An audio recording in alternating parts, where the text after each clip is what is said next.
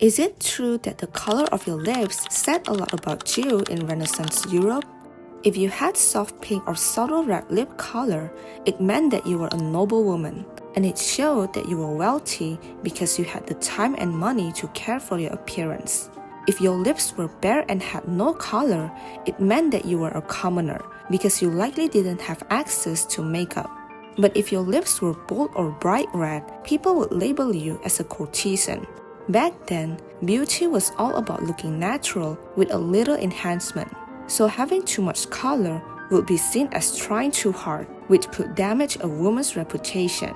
However, there was one woman who had bold red lips and no one dared to question her.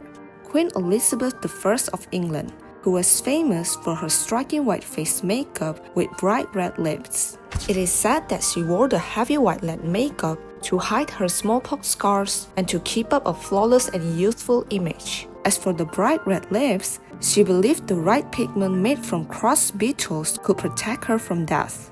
This bold appearance helped her create her royal identity, so it wasn't just fashion, but it was a statement of power. Although Elizabeth popularized bold makeup at court, not everyone followed her lead.